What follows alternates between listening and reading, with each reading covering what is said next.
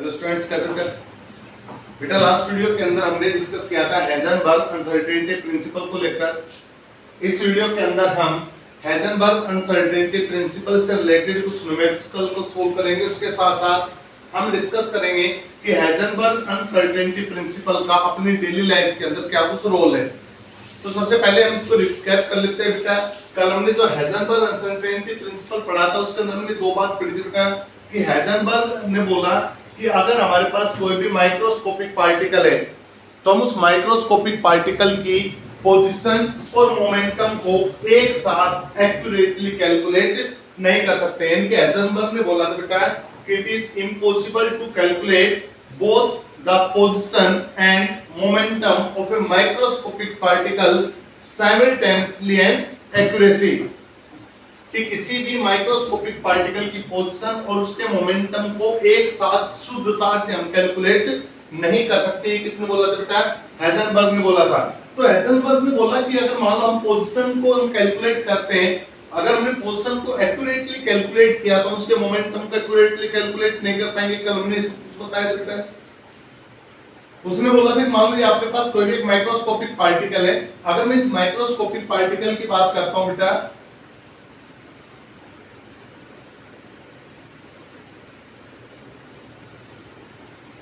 अगर मैं इसके माइक्रोस्कोपिक पार्टिकल की बात करता हूं तो अगर मैं इसकी पोजीशन को कैलकुलेट करता हूं बेटा, तो अगर मैं इसकी क्या कैलकुलेट करता हूं, पहले पोजीशन कैलकुलेट करता हूं तो मैं इसके मोमेंटम को कैलकुलेट नहीं कर पाऊंगा भाई। अगर हम इसकी पोजीशन को एक्यूरेटली कैलकुलेट कर पाते हैं तो इसके मोमेंटम को एक्यूरेटली कैलकुलेट कर पाना कैसा होगा बेटा? इम्पॉसिबल होगा। उल्टा बोलना चाहे तो अगर हम मोमेंटम को एक्यूरेटली कैलकुलेट कर लेते हैं तो पोजीशन को एक्यूरेटली कैलकुलेट कर पाना कैसा होगा? इम्पॉसिबल होगा। तो यही बात उसने बोली थी कि दोनों को अगर एक साथ कैलकुलेट करना हो, दोनों को कैसे कैलकुलेट करना हो बेटा? साइमल्टेनियसली अगर हमें इसको कैलकुलेट करना हो तो ये कैसा है बेटा? इम्पॉसिबल है। कैसा है ये? इम्पॉसिबल है। यही तो आपका हाइजेनबर्ग अनसर्टेनिटी प्रिंसिपल था। उसने बोला अगर हम मान लो पोजीशन को चेक करते हैं तो पोजीशन को हम एक्यूरेटली चेक नहीं करते। एक्यूरेटली चेक नहीं हुआ तो पोजीशन में क्या आएगी? एरर आएगी। क्या आएगी बेटा? पोजीशन में एरर आएगी। तो हमने उसने बोला कि error in measurement of position किसके द्वारा रिप्रेजेंट किया बेटा? उसको उसने डेल एक्स के द्वारा। और इसमें बेटा इसी शब्द को क्या बोला बेटा? Uncertainty in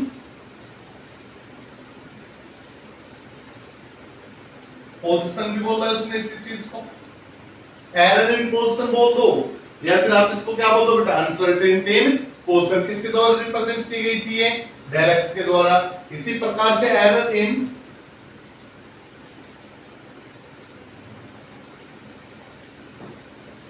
measurement of momentum किसके द्वारा रिप्रेजेंट करते हैं? डेल पी के द्वारा। और इस को हम क्या बोल सकते हैं बेटा? इसको हम बोल सकते हैं uncertainty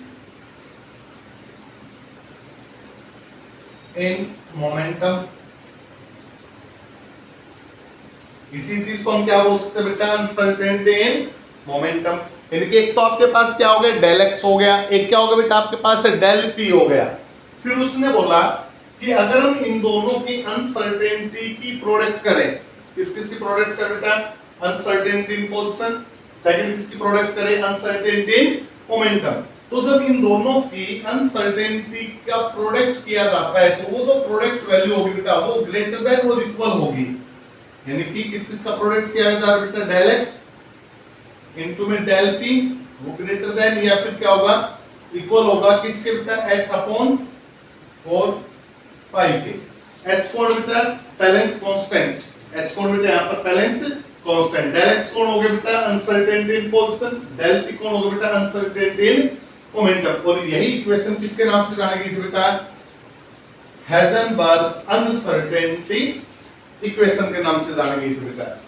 This equation is known as Heisenberg equation। ये इक्वेशन किसके नाम जानी जाती है बेटा? हाइजेनबर्ग इक्वेशन के नाम से भी ये जानी जाती है। अब देखिए बेटा इसके अंदर क्या कुछ हो सकता है। अगर मैं इस इक्वेशन को सोल्व और कराना चाहूं बेटा तो सबको पता है मोमेंटम p किसके बराबर होता है बेटा? मास इनटू वेलोसिटी। मोमेंटम किसके बराबर होता है? मास इनटू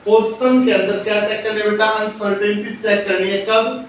जब उसकी अनसर्टेनिटी इन वेलोसिटी इज, जब उसकी वेलोसिटी के अंदर जो अनसर्टेनिटी है वो कितनी गिवन है बेटा, 5.7 into 10⁻⁵ मीटर पर सेकंड। अब चेक करते हैं बेटा, देखिएगा आंसर में। देखो बेटा, हमने थोड़ी देर पहले ही बोला था कि अगर हमें फार्मूले याद है तो हम इस प्रकार के न्यूमेरिकल को सोल्व कर सकते हैं, और कंपटीशन एग्जाम के अंदर इस प्रकार के न्यूमेरिकल कम से कम एक या दो न्यूमेरिकल आपको रखे मिलेंगे बेटा। तो फार्मूले बेस्ड न्यूमेरिकल है। फार्मूला क्या बेटा है, देखो, वी नो दैट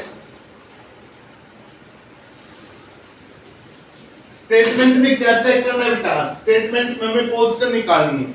गिवन क्या है बेटा, सर्टेनिटी वेलोसिटी में गिवन, यानी कि वेलोसिटी का जो हाइजेनबर्ग का फार्मूला है वो क्या है बेटा, वो है हमारे पास कि del x into del m del v greater than equal x upon 4 pi. हमें क्या निकालनी है बेटा, डेल x की वैल्यू चाहिए। तो del x is equal to किसके बराबर होगा बेटा, डेल x बराबर होगा आपका greater than equal h upon 4 pi into m del v। Clear है यहां तक? अब आगे देखिए। अब यहां पर एक बात बताओ बेटा, h की वैल्यू फिक्स होती है, h की वैल्यू कितनी होती है बेटा, 6.6 into 10⁻⁻34 जूल सेकंड। इसकी वैल्यू होती है आपके पहले कांस्टेंट की वैल्यू होती है 6.6 into 10⁻⁻34 जूल सेकंड। और इसके साथ साथ अगर हम बात करें m की, तो m कौन है बेटा, मास किसका बेटा, ऊपर लिखा हुआ है इलेक्ट्रॉन का मास। तो इलेक्ट्रॉन का मास कितना होता है बेटा, तो इलेक्ट्रॉन का मास होता है m = 9.1 into 10⁻31 kilogram. 9.1 into 10⁻31 kilogram, ये इलेक्ट्रॉन का मास हो गया। क्या निकाला बेटा, डेल x से ही हमें। तो अच्छा, पोजीशन हमें कैलकुलेट करनी है, h की वैल्यू फाइनल होती है बेटा, ये हो गई। मास हमें गिवन है, वेलोसिटी भी हमें गिवन है बेटा, v कितनी होती है बेटा, गिवन है, कितनी गिवन है, 5.7 into 10⁵ मीटर पर सेकंड की वैल्यू पुट करनी है बेटा। तो del x is equal to किसके बराबर हो जाएगा बेटा, h की वैल्यू गिवन बेटा 6.6 into 10⁻34 अपॉन 4 into पाई की वैल्यू कितनी होती है बेटा, सबको नोन है।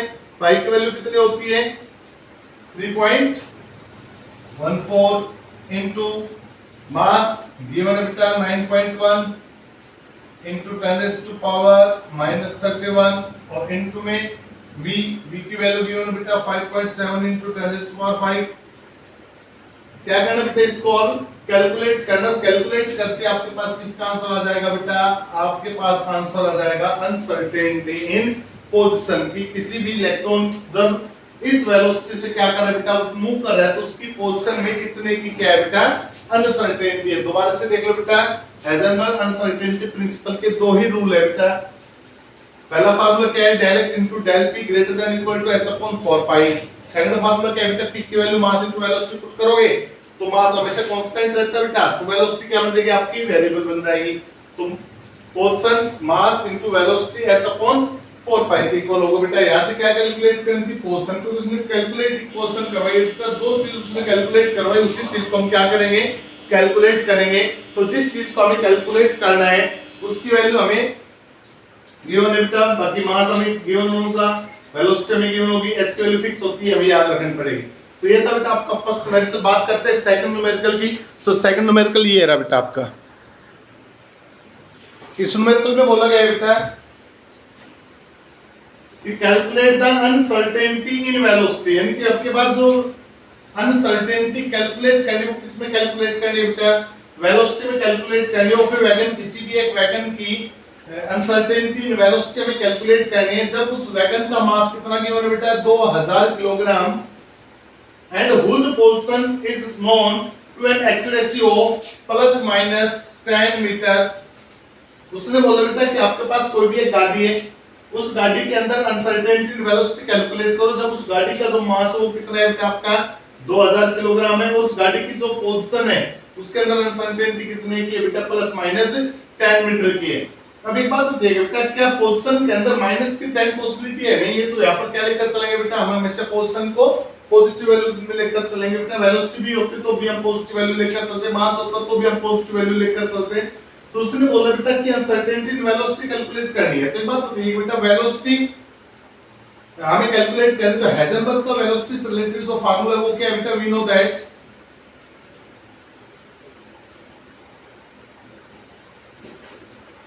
That del x into m del v greater than equal x upon 4 pi।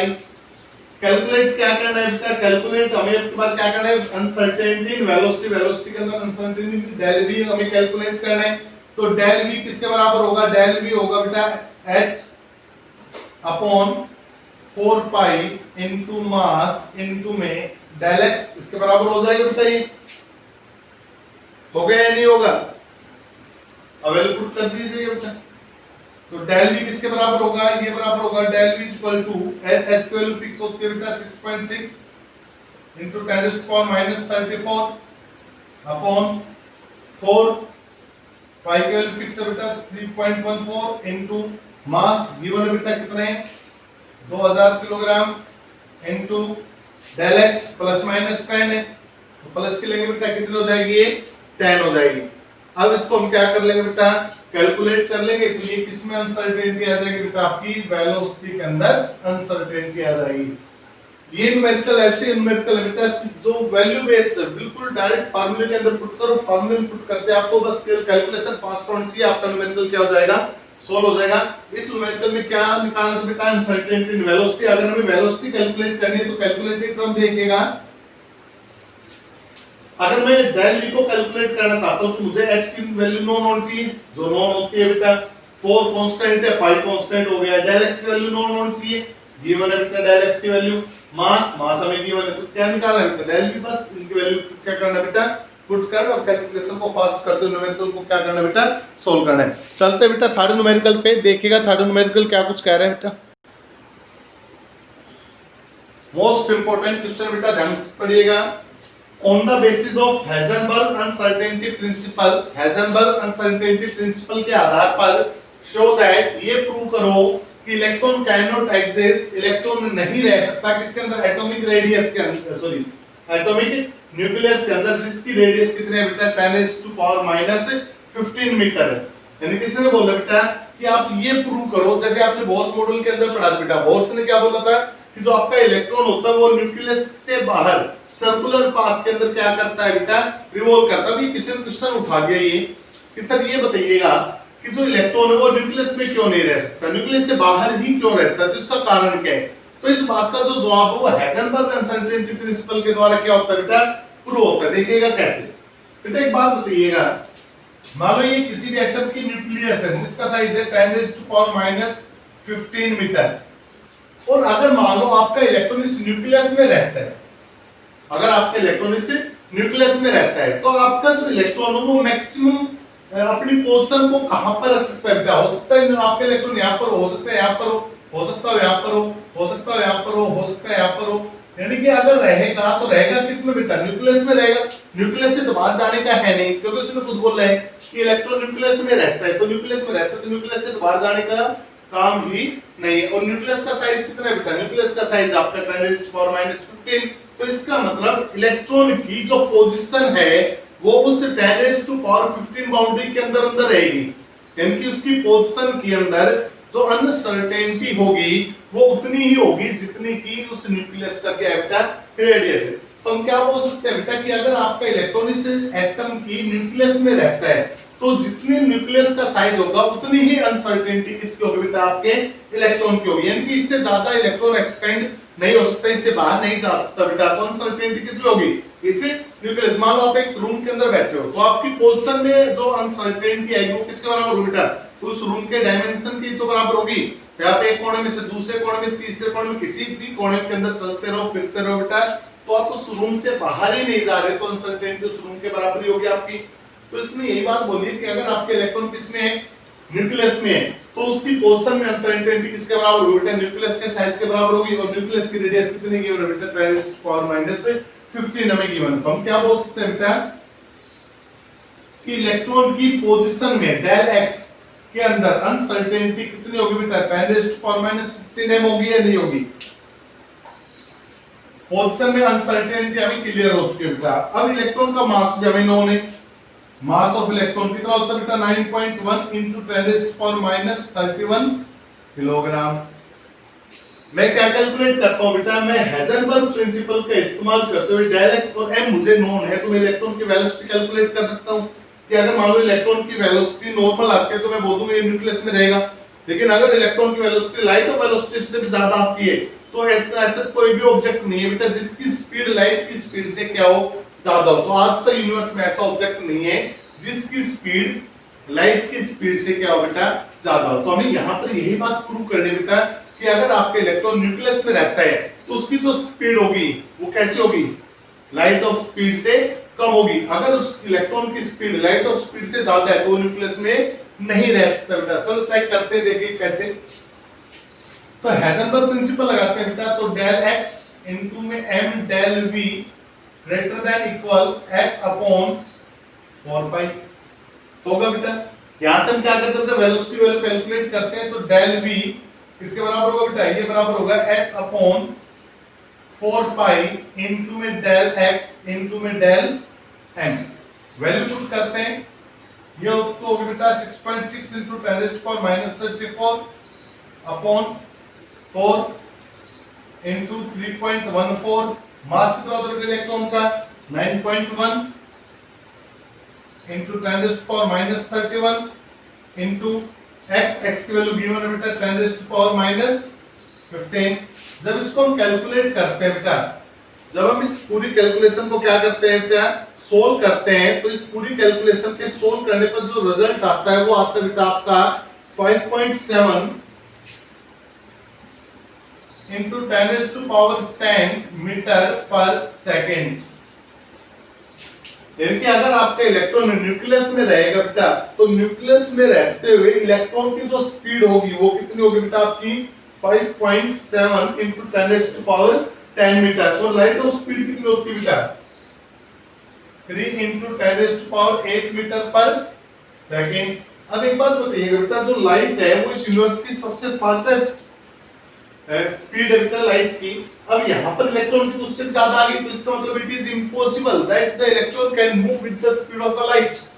ये तो इम्पॉसिबल है बेटा आपका जो इलेक्ट्रॉन वो लाइट की स्पीड से भी ज्यादा स्पीड में क्या कर सके मूव कर सके। तो इसका मतलब ये बात गलत है कि आपका इलेक्ट्रॉन न्यूक्लियस में रह सकता है। तो यहाँ से प्रूव होता है बेटा कि आपका इलेक्ट्रॉन कभी भी न्यूक्लियस में नहीं रहेगा, इलेक्ट्रॉन हमेशा क्या रहेगा बेटा न्यूक्लियस से बाहर रहेगा बेटा। तो इंपॉर्टेंट क्वेश्चन बेटा कई अगर मान कोई भी आपसे पूछता है कि आपने बोर के पोस्टुलेट में पढ़ा था कि इलेक्ट्रॉन न्यूक्लियस में नहीं न्यूक्लियस से बाहर क्या करता है रिवॉल्व करता है, तो आपके इलेक्ट्रॉन न्यूक्लियस में क्यों नहीं रह सकता।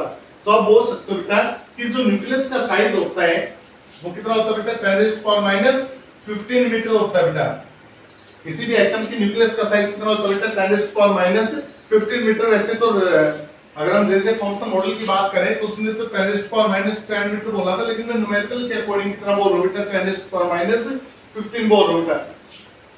तो जो आपकी न्यूक्लियस का साइज है वो ये बेटा मास ऑफ इलेक्ट्रॉन इतना होता है, लेकिन जब इसको हम पुट करते हैं हाइजेनबर्ग प्रिंसिपल के अंदर तो वेलोसिटी की वैल्यू लाइट ऑफ वेलोसिटी से क्या आती है बेटा ज्यादा आती है। इसका मतलब क्या है कि आपका इलेक्ट्रॉन जो न्यूक्लियस में रह रहा है वो किस स्पीड से मूव करेगा, लाइट की स्पीड से भी ज्यादा वेलोसिटी के साथ क्या करेगा मूव करेगा, जो कि बिल्कुल भी सही नहीं है। तो इस आधार पर हम क्या बोल सकते हैं बेटा it is impossible that the velocity of electron greater than the velocity of light. Hence, electron cannot be found within the atomic nucleus. ये बिल्कुल भी पॉसिबल नहीं है कि इलेक्ट्रॉन की वेलोसिटी लाइट की वेलोसिटी से क्या हो बेटा ज्यादा हो। इसलिए हम क्या बोल सकते हैं बेटा कि इलेक्ट्रॉन न्यूक्लियस में नहीं पाया जा सकता बेटा। तो ये थे बेटा आपके हाइजेनबर्ग अनसर्टेनिटी प्रिंसिपल से रिलेटेड कुछ न्यूमेरिकल। उम्मीद करता हूं बेटा ये जो न्यूमेरिकल जो आज की वीडियो है वो आपको बिल्कुल समझ में आई होगी। आज आपको इसी हाइजेनबर्ग अनसर्टेनिटी प्रिंसिपल से रिलेटेड कुछ और न्यूमेरिकल दिए जा रहे हैं बेटा अभ्यास के लिए, आप उनके ऊपर प्रैक्टिस कीजिए और जो न्यूमेरिकल आपकी समझ में ना आए बेटा तो आप मुझे व्हाट्सएप पर मेरे जो व्हाट्सएप नंबर है उस पर आप वापस मैसेज भेजिए तो न्यूमेरिकल का जो सॉल्यूशन है वो आपको प्रोवाइड करवा दिया जाएगा। तो इस वीडियो को देखने के लिए आपका बहुत बहुत धन्यवाद। Thank you.